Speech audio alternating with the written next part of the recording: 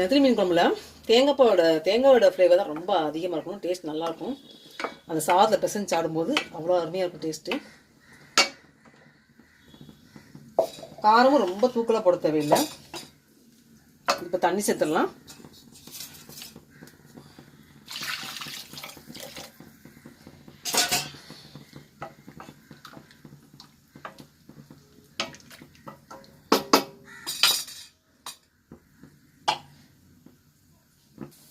குழம்பு கொதிக்க வந்துருச்சு. நெத்திலி மீனை போட்டுடலாம்.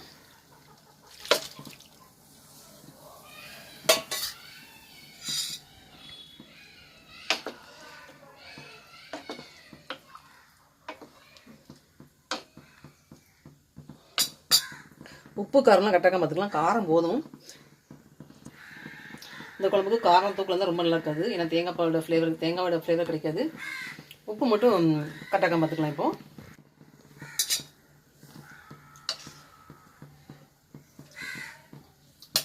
உப்பு மட்டும் கொஞ்சம் போட்டுக்கலாம். கொஞ்சம் கம்மியாக இருக்குது.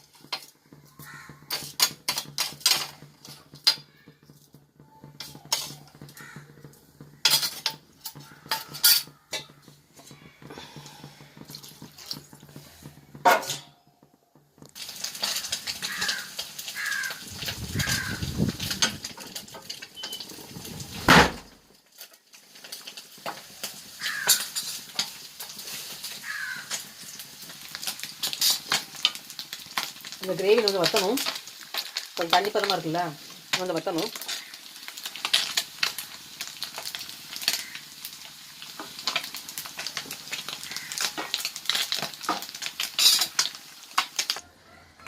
நெத்திலி மீன் குழம்பு தளதளன்னு கொதிச்சிட்டு இருக்கு. இந்த நெத்திலி மீன் குழம்பு எப்படி இருக்குன்னு சின்னதாக வரைக்கும் பார்த்துக்கலாம்.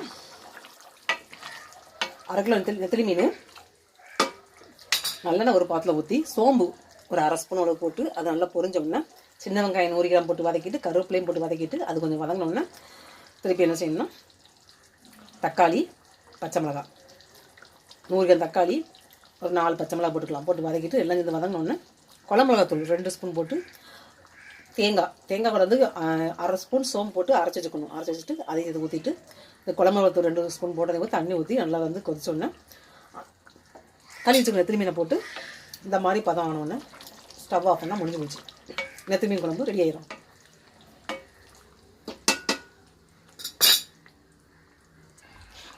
இந்த நெத்திலி மீன் குழம்பு சாப்பிடும்போது